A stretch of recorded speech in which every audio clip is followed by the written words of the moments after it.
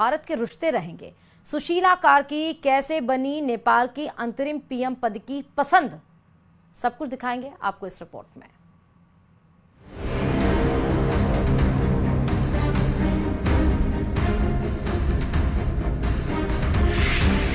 नेपाल इस वक्त सबसे बड़े राजनीतिक संक्रमण से गुजर रहा है।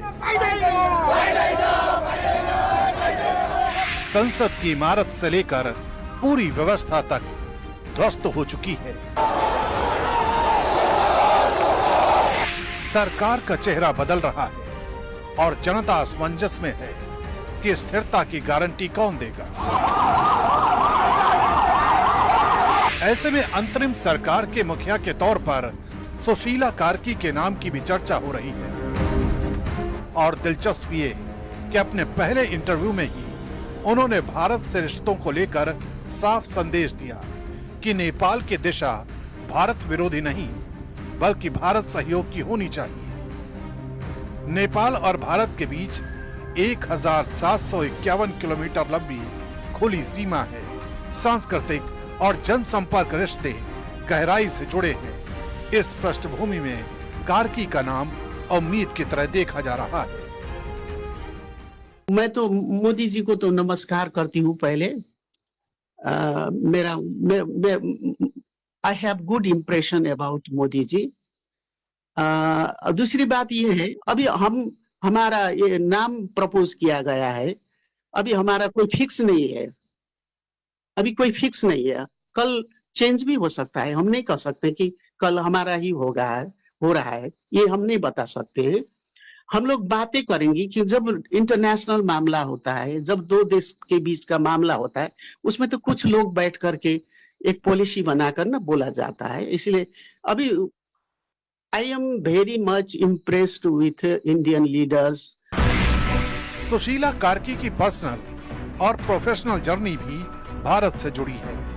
बनारस हिंदू विश्वविद्यालय से उन्होंने राजनीति विज्ञान में मास्टर्स किया और वहीं उनकी मुलाकात हुई उनके जीवन साथी दुर्गा प्रसाद सुवेदी से, जो उस दौर में नेपाल के उभरते हुए युवा नेता थे। यानी कार्की के विचार और दृष्टिकोण की जड़ें भारत की धरती से जुड़ी हैं।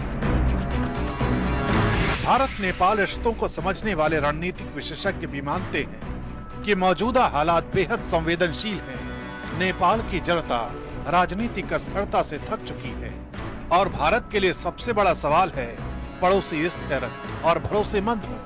भारत के पूर्व राजदूत रंजीत रे साफ कहते हैं कि भारत जनता की आकांक्षाओं के साथ खड़ा रहेगा और नेपाल में जो भी नया नेतृत्व आएगा उसके साथ काम करेगा। पॉलिटिकल फोर्स से भारत का संबंध है, तो सबके साथ हमारा अच्छा रिलेशनशिप है। तो भारत की तरफ से मुझे जो लगता है, दो तीन चीजें। एक, हम लोग हमेशा चाहेंगे कि स्थायित्व हो नेपाल में। ओपन बॉर्डर है तो भारत के हित में भी है अगर नेपाल में स्थायित्व हो। दूसरा, नेपाल में भारत ने हमेशा जन आकांक्षाओं का समर्थन किया है। आप हिस्टोरिकली देखेंगे, जो लोग चाहते हैं उसका हमेशा समर्थन किया है। तो मुझे लगता है कि यही नीति हमारी आगे भी चलेगी। बांग्लादेश में यूनुस की अंतरिम सरकार भारत से रिश्तों को उतना मजबूत नहीं बना सकी जितना शेख हसीना के दौर में थे। लेकिन नेपाल में सुशीला कार्की का नाम एक अलग संदेश देता है। एक ऐसी शख्सियत जिनके बैकग्राउंड और नजरिया भारत नेपाल साझेदारी को नई ऊर्जा दे सकते हैं। और शायद यही वजह है कि नेपाल की राजनीति के संकट में कार्की उम्मीद का दूसरा नाम बनकर उभर रही है।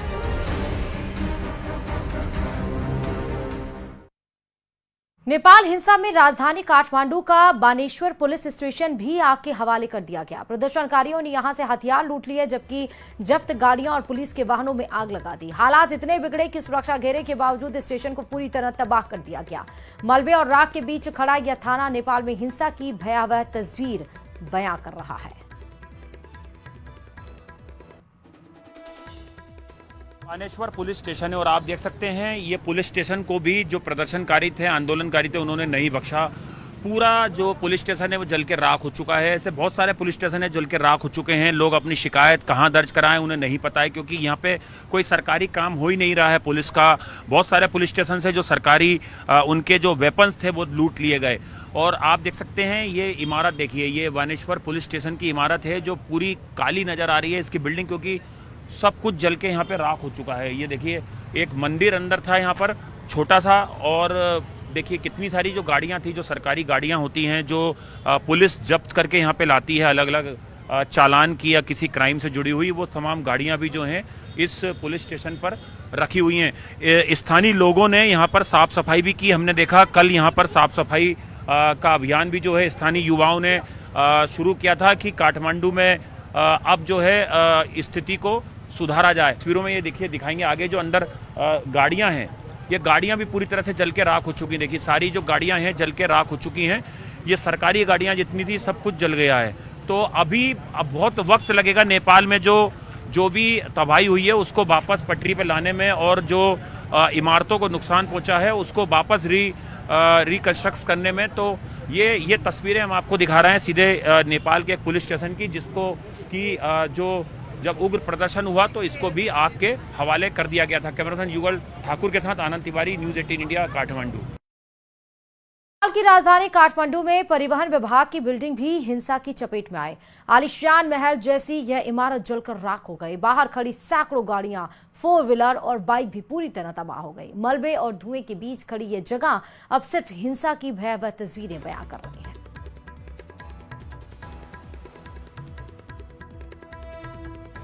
नेपाल के काठमांडू के सड़क विभाग के बाहर हम खड़े हुए हैं और यहाँ की तस्वीर अब मेरे कैमरामैन आपको युगल दिखाएंगे कि यहाँ पर सैकड़ों की तादाद में जो गाड़ियां हैं, चाहे आप 2 व्हीलर की बात कर लें या 4 व्हीलर की, सबको आग के हवाले कर दिया गया था। और आप देख सकते हैं तमाम गाड़ियां जो हैं वो एक तरीके से पूरी राख हो चुकी हैं, पूरी तरह से जल के। बाइकों का तो बहुत ही बुरा हाल है। आप देख सकते हैं कोई भी पार्ट्स नजर नहीं आ रहा है, सिर्फ जो स्ट्रक्चर है लोहे का वो हल्का फुल्का नजर आ रहा है। और ये देखिए कितनी सारी यहाँ पे जो 4 व्हीलर्स हैं वो यहाँ पर खड़ी हुई हैं। पूरी जो बिल्डिंग है उसको जला दिया गया है। हर तरफ जो है काला धुआं के जो निशान हैं आप देख सकते हैं। पूरी बिल्डिंग काली हो चुकी है ये। और ये यहाँ का सड़क विभाग है, काफ़ी बड़ा डिपार्टमेंट ऑफ रोड्स का ये सरकारी दफ्तर था, काफ़ी बड़ा ये दफ्तर था जिसको पूरी तरह से आग के हवाले कर दिया गया है। तो यहाँ की जो सरकार थी, ओली सरकार, उसके खिलाफ जो गुस्सा था लोगों का, चाहे वो करप्शन का मुद्दा हो या बेरोजगारी का मुद्दा हो, वो गुस्सा कहीं ना कहीं सड़कों पे आया। और लोगों के अंदर जो एक तरीके से जो उनकी बातों को दबाया जा रहा था, जो मुद्दे थे उन पर सरकार ध्यान नहीं दे रही थी, उसका गुस्सा यहाँ पर फूटा है। और उसकी तस्वीर आप देख सकते हैं। ये सड़क विभाग का ये दफ्तर सीधी तरह से बानगी दे रहा है। गाड़ी है 4 व्हीलर? गाड़ी है। तो यहाँ क्या पार्क कर गए थे? हाँ, पार्क करके गया था, सब जल गया। सब जल गया। हाँ। तो अब अभी गाड़ी कब मिलेगी पता नहीं अभी। ना वो अब क्या हुआ है देखने आए, गेट बंद है। ओके, अब बाद में देखेंगे, वो तो अब पता चलेगा। तो देखिए ये तस्वीरें आपको दिखाते हैं। देखिए ये गेट था इसका, और देखिए ये तस्वीरें आप देखिए। ये पूरा ये मलबा जो है यहाँ से गिरा जो है, और वो यहाँ पे जमीन पे आकर गिरा है। ये सीधी हम तस्वीरें आपको दिखा रहे हैं। ये सड़क विभाग की जो डिपार्टमेंट ऑफ रोड्स है, गवर्नमेंट ऑफ नेपाल, उसकी ये पूरी सरकारी बिल्डिंग थी जो पूरी तरह से तबाह हो चुकी है। कई महीने, कई साल लग जाएंगे इस तरह की जो बिल्डिंग है, जो तबाह हुई है सरकारी इमारतें, उनको रिस्ट्रक्चर करने में, उनका पुनर्निर्माण करने में। जाहिर तौर पर बहुत सारा पैसे की जरूरत भी इसमें सरकार को पड़ेगी, जो नई सरकार आएगी। जो नेपाल के लोगों का गुस्सा था और उसके बाद जिस तरह से नेपाल जला है, उसकी ये तस्वीर न्यूज़ 18 इंडिया पे आप देख रहे हैं। सीधी तस्वीर मेरे कैमरामैन युगल के साथ कि हर तरफ केवल यहाँ पर आग और धुएं के जो निशान हैं, तबाही के जो निशान हैं, वो हर तरफ यहाँ पर नज़र आ रहे हैं। ये देखिए एक कार यहाँ पर भी खड़ी है जिसको पूरी तरह से जला दिया गया था जब प्रदर्शनकारी यहाँ पहुंचे। तो आप सोच सकते हैं वो मंजर कितना भयावह रहा होगा जब उग्र भीड़ ने सरकारी इमारतों को, मॉल्स को, दुकानों को, शोरूम को टारगेट किया। और उसके बाद अब धीरे धीरे जो है जो चीज़ें हैं, जो तबाही के मंजर हैं, उनकी